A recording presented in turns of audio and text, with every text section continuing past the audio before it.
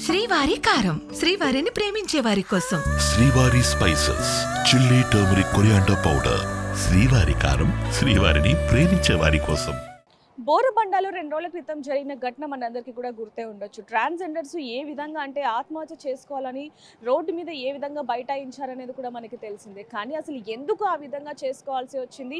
Mona Lisa and అలానే స్వప్న వాళ్ళిద్దరి మధ్య ఉన్న విభేదం ఏంటి అనేది మాత్రం పెద్ద ప్రశ్నగానే మారిందని చెప్పొచ్చు. దీనికి కారణంగా అంటే మోనాలిసా ఎవరైతే ఉన్నారో వాళ్ళు గురువుగా ఉన్నప్పటి నుంచి వాళ్ళ కింద ఎవరైతే ట్రాన్స్జెండర్స్ ఉంటారో వాళ్ళందరినీ కూడా అనేక విధాలుగా ఇబ్బందికి గురి చేస్తున్నారు. వాళ్ళ భిక్షాటన చేస్తూ వచ్చిన డబ్బుల్ని కూడా వాళ్ళకి ఇవ్వట్లేదు, ఇంకా అదనంగా వాళ్ళ దగ్గర నుంచి ఎక్స్పెక్ట్ చేస్తున్నారు అంటూ కూడా స్వప్నకి సంబంధించిన వ్యక్తులు కావచ్చు, లేకపోతే స్వప్న కావచ్చు, ఇప్పటి వరకు అనేక సార్లు ఆరోపించినా కూడా మోనాలిసా మాత్రం అనేక సందర్భాల్లో తనని ఇబ్బంది పెడుతున్నారు అంటూ కూడా పోలీస్ స్టేషన్లో కంప్లైంట్ ఇవ్వడం జరిగింది. ఆ ఘటన తర్వాత మోనాలిసాని పోలీసులు అరెస్ట్ చేసి రిమాండ్కి కూడా తరలించారన్న విషయం కూడా మనం నిన్న క్లారిటీగా ఇవ్వడం జరిగింది.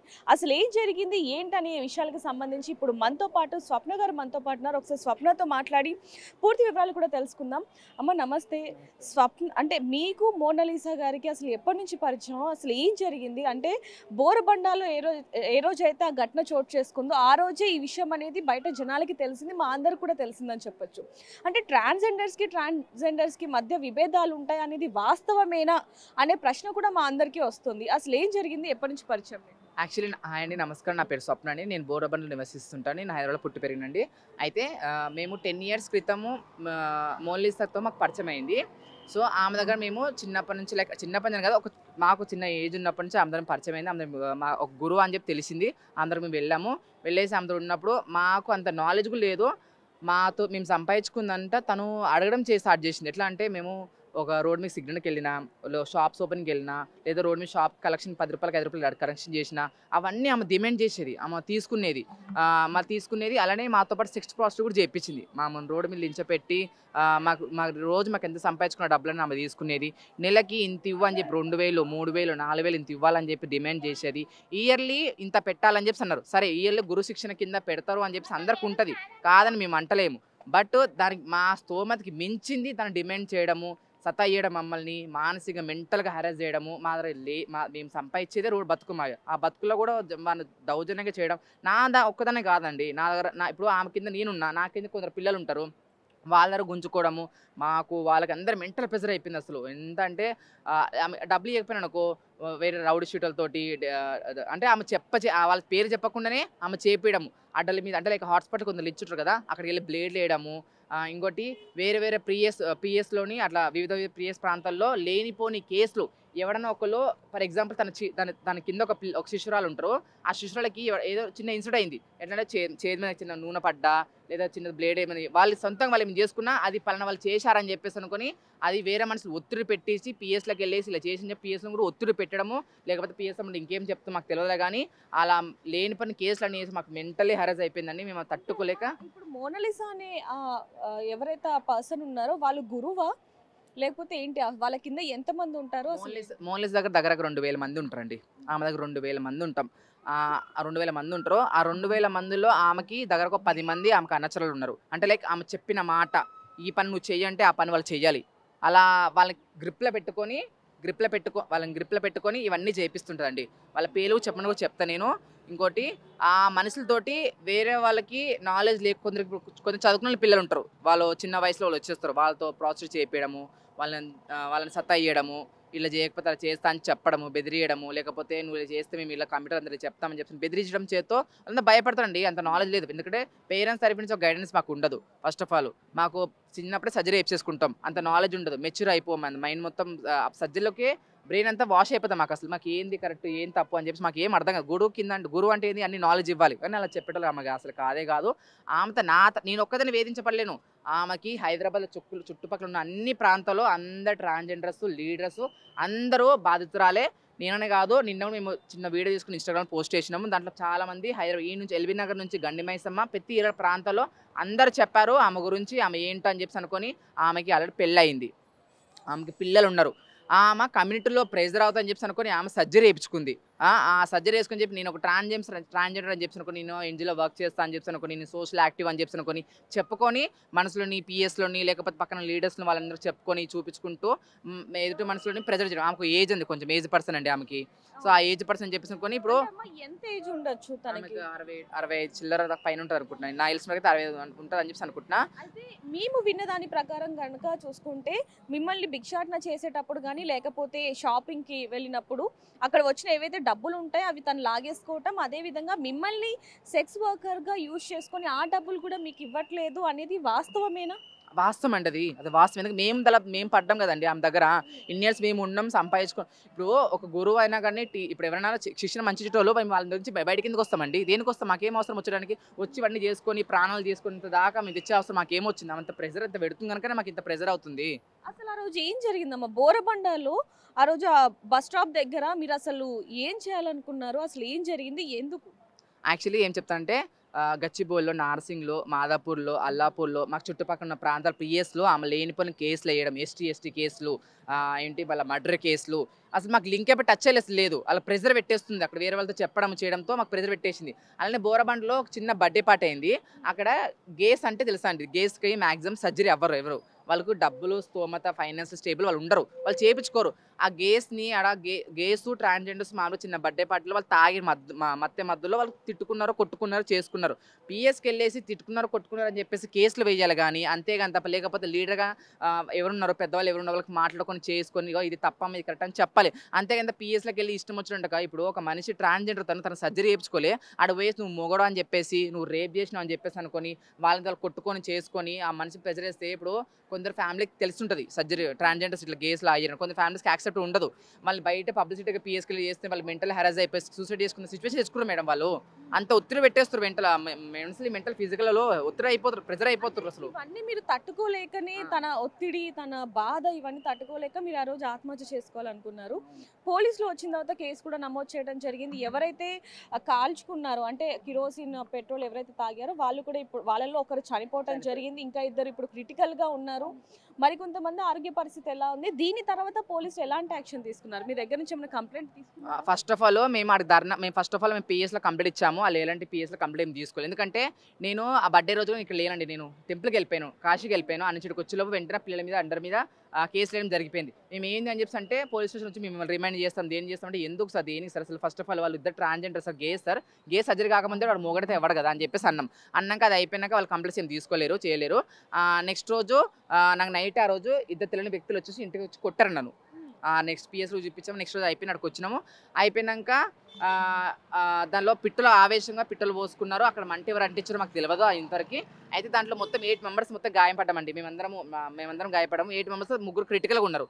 అఫ్సానా అని చెప్పేసి తను వరంగల్ చెందిన పిల్ల, ఇక్కడ దగ్గర హైదరాబాద్కి వచ్చి 3 years అయింది. తను కూడా చాలా బాధితురాలు. తన పిల్లల మీద కూడా బ్లేడ్లు వేయడం జరిగింది, పొడిచడం జరిగింది. గచ్చిబౌలి పిఎస్లో కంప్లైంట్ ఇవ్వడం జరిగింది. అది మోనాలిసా పేరు మీద ఎంక్వైరీ చేస్తా అని చెప్పి అంటారు. ఇప్పటివరకు ఆ పిల్ల తిరుగుతూనే ఉంది బయట. మర్డర్ కేసు అయినా కూడా ఆమె ఇంకా బయట తిరుగుతుంది, వెచ్చలతనంగా తిరుగుతుంది. వాళ్ళ అనుచరులు, వాళ్ళ చిల్లనాతులు, వాళ్ళ పిల్లలు, ఇంకా రౌడ్ షూటర్లతో జయం జరిగింది. మేము అన్ని చెప్పాము. సిటీ ఫోర్స్ మొత్తం చేయండి అని చేసుకుంటే లేనిపోయిన బైండ్ ఓవర్ కేసులు అవన్నీ చాలా ప్రెజర్ అయిపోయి మా మీద.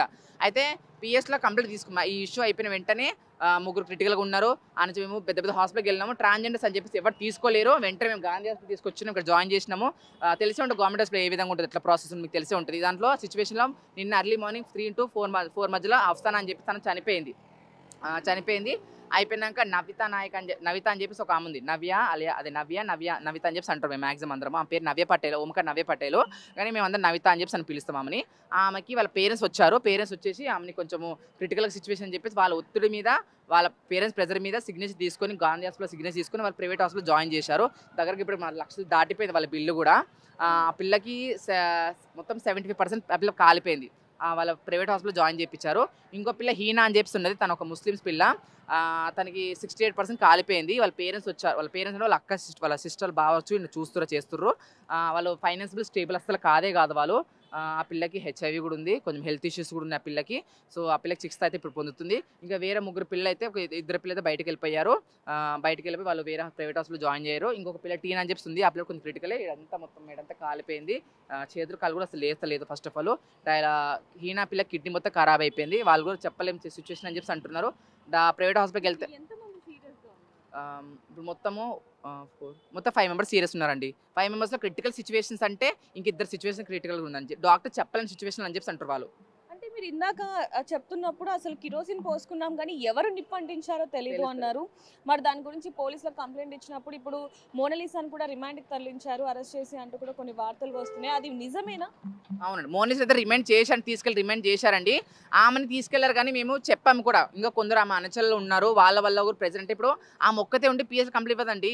ఆమె అనుచరులు కొందరు ఉన్నారు, వాళ్ళు కూడా వచ్చి రింకు, నాతి, సోనరాథోడ్, అలాగే మళ్ళా శోభ, సిరిరెడ్డి వీళ్ళందరూ ఆ మనచల్లండి గచ్చిపల్లి పిఎస్లో కంప్లీట్ ఇవ్వడం జరిగింది. అలాగే మొన్న రీసెంట్లీ కేపీహెచ్పి మన పోలీస్ స్టేషన్లో కూడా వాళ్ళ పిల్లల్ని కంప్లీట్ ఇవ్వడం జరిగింది. ఎందుకంటే భయంకరంగా రాళ్ళ రప్పలతోటి రౌడీ షీట్లతో కొట్టించారు. అది కూడా పిఎస్లో కంప్లీట్ ఇచ్చడము.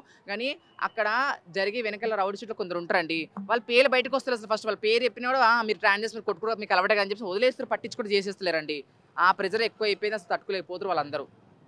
అంటే ఇప్పుడు మోనాలిసా వర్సెస్ స్వప్న ఇద్దరి మధ్య కూడా ఒక వార్ నడుస్తుంది అంటూ కూడా కొన్ని వార్తలు వస్తున్నాయి. దాని వాస్తవం అండి, మోనాలిసా స్వప్న అని ఒకటే కాదండి, ఆమెకు వల్ల బాధించబడి చాలా మంది ఉన్నారండి. స్వప్న అని చెప్పేసి నేను ఒక్కదని చేసుకుంటున్నా కదా. మరి కాదు, స్వప్న వర్సెస్ మోనాలిసా గ్యాంగ్ అనేది నడుస్తుంది అంటే వాళ్ళ పిల్లలు కొందరు, మా పిల్లలు కొందరు బాధలు, మా పిల్లలకు ప్రెజర్, వాళ్ళు చిన్న పిల్లలు అండి, వీళ్ళంత పెద్ద పిల్లలు అంత మెచ్యూర్, అందరూ 20 పైన ఉన్నారు అందరూ, తప్ప వాళ్ళకంత మెచ్యూర్ లేదండి.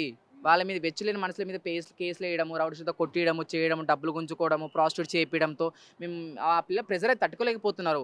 అట్లా అని చెప్పేసి మేము అందరము గ్యాదర్ అయ్యి ఒక చోట గ్యాదర్ అయ్యి వాళ్ళు చెప్పారు, మా వల్ల అవుతలేదు స్వప్న గారు, మా వల్ల అవుతలేదు అని చెప్పేసి అంటే సరే అని చెప్పేసి అనుకుని మనందరం కలిసి మాట్లాడుకుందాం చేద్దామని చెప్పేసి అనుకున్నాం. మాట్లాడుకున్నాం, చేసుకున్నాం, అక్కడికి వచ్చినాము. వాళ్ళ ఆవేశం తట్టుకోలేక ఒకరు పిట్టలో పోసుకున్నారు, చేసుకున్నారు. నిప్పంటే ఎవరంటే ఇచ్చారు మాకు తెలియదు ఇప్పుడు కూడా. అయితే మేము మోనాలిసా పేరు కంప్లీట్ ఇచ్చాము, వాళ్ళ అనుచరుల పేరు కంప్లీట్ ఇచ్చాము. వాళ్ళు ఇచ్చాం కానీ వాళ్ళ అనుచరులు ఇప్పుడు కూడా బయట తిరుగుతున్నారు, స్టేటస్లు పెట్టుకుంటున్నారు, ఆన్లైన్ ఉంటున్నారు, వాళ్ళ ఇష్టలు రచ్చలు నడుతున్నాయి. ఇంకా వేరే కాల్స్లో బాగా అయింది చెప్పేసి అనడం కూడా జరుగుతుంది. ఇప్పుడు ఆల్రెడీ ఒక మనిషి ప్రాణం పోయిందండి, ఆల్రెడీ ఇంకా ఇద్దరు క్రిటికల్గా ఉన్న సిచ్యువేషన్, వాళ్ళు కూడా ఇప్పుడు రేపో వెళ్ళని అర్థమైన సిచ్యువేషన్లో వాళ్ళు ఉన్నారు. ఇప్పుడు కదా మాకు న్యాయం జరగాలని ఫస్ట్ ఆఫ్ ఆల్, ఇంకా వాళ్ళ అనుచరులు అందరూ పిఎస్లో పోవాలి, వాళ్ళందరూ పట్టుకోవాలి, జైలు ఫస్ట్ కంపల్సరీ లీగలీ. ఇప్పుడు ఇల్లీగల్స్ అంటే చాలా వేసి ఉన్నాయండి, మేము అలా చేస్తలేం. మేము లీగల్గా పోవాలి, లీగల్గా ఉండాలని చెప్పి మేము అనుకుంటున్నాం. ఇప్పుడు ఒక పెద్దవాడు ఏజ్ అని చెప్పి అనుకుని ఆమె చెప్పింది కరెక్ట్ అని చెప్పి అంటే ఇక్కడ మేము చిన్న వయసులో మేము ఎంత ప్రెజర్ అవుతున్నాం మేము మాకు తెలియదు కదా. ఫస్ట్ ఆఫ్ ఆల్ మా తరఫున మీరు అర్థం చేసుకోవాలి కదా అని మేము చాలా మీడియాకి ఎక్కాలని చెప్పి అనుకుని మేము బయటకు వచ్చినాము. ఆ ఉద్దేశంలో ఆ ఒత్తిడిలో అందరూ ప్రెజర్ అయ్యి నిప్పటించుకో జరిగిందండి, అంతే. ఇప్పుడు మొత్తం కూడా ఈ వివాదం జరగడానికి గల కారణం అంటే మీరు ఒక్కరే కాదు, ఇంకా అనేక మంది కూడా ఈ బాధితులు ఉన్నారంటూ మీరు చెప్పడం జరిగింది.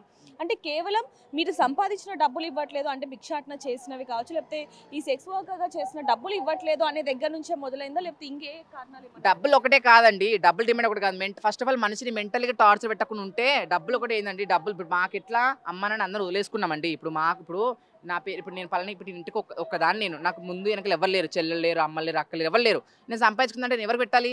గురువు మంచిగా ఉంటే తనకి చూసుకోవడానికి నాకు ఏం బాధ ఏం లేదు, తనకి హెల్త్ బాగాలేకపోయినా నేను చూసుకుంటా, సంపాదించి తీసుకుని దానికి తిని పెడతా, తాగబెడతా అన్నీ చేస్తాను నేను. ఆమె మంచిగా లేనప్పుడు మమ్మల్ని మెంట ప్రెజర్ పెడితే మేము ఎట్లా తట్టుకోగలను చెప్పండి? అంటే ఫస్ట్ ఆఫ్ ఆల్ ఏం చెప్పడం ఏం లేదండి, ఆమెను అరెస్ట్ చేశారు కరెక్ట్ ఒక్కోదంటారు. ఆమె అన్నచలు ఇంకా బయటే ఉన్నారండి, ఆమెను తీసుకొస్తారు. ఫస్ట్ ఆఫ్ ఆల్ ఆమె జైలుకి బయటకు అసలు రావద్దు, ఇంకా ఒత్తిడి పడాలని చెప్పి అనుకుంటున్నాం, కోరుకుంటాం. మాకు ఎంత ప్రెజర్ అయిందో, మేము ఎంత మానసికంగా మెంటల్ అయిపోయింది. ఒక మనిషిని మేము మాలో ఉన్న ఒక పిల్లని మేము కోల్పోయినాము, ఇంకా ఇద్దరు క్రిటికల్గా ఉన్నారు. మాకు చెప్పలేని సిచ్యువేషన్ మాకు ఉంది. మాకు అసలు మా మైండ్ సెట్లో అసలు ఇప్పుడు కోలుకోలేకపోతున్నా మైండ్. ఆ పిల్ల ఇంకా బయటికి, ఆ పిల్ల మా అతను తిరిగే పిల్ల అసలు లేదని చెప్పి అంటే మేము ఇంకా తట్టుకోలేకపోతున్నాము.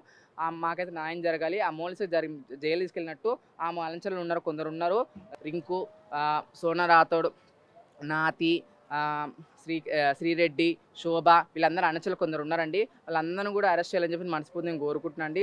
ఇప్పుడు ఆఫ్స్థానం అని చెప్పి కాదు, రేపొద్దు ఇంకా ఇద్దరు క్రిటికల్ వాళ్ళ సిచ్యువేషన్ కూడా చెప్పాలి, వాళ్ళందరికీ న్యాయం జరగాలని కోరుకుంటున్నాను. మేము ఏడో కూడా కాదండి, వాళ్ళ పేరెంట్స్ కూడా చాలా మంది ఏడుస్తున్నారండి, వాళ్ళు కూడా ఒత్తిడిపడుతున్నారు, వాళ్ళు కూడా బాధపడుతున్నారు, వాళ్ళు కూడా ఫైనాన్స్ స్టేబుల్ కూడా లేరు. అసలు అందరూ పేదోలే, అందరూ హై స్టేజ్ ఎవరు లేరు, వాళ్ళందరూ ఒత్తిడి పడుతున్నారు. అసలు వాళ్ళు జీవించే విధానం కూడా వాళ్ళకి అర్థమవుతుంది. అసలు ఏంటి ఒక మన చెట్టు మనిషి కోల్పోయారు కదా, అందరూ బాధపడుతూ ఉన్నారు. మేము ఇంకా కోలుకోలేకపోతున్నామండి.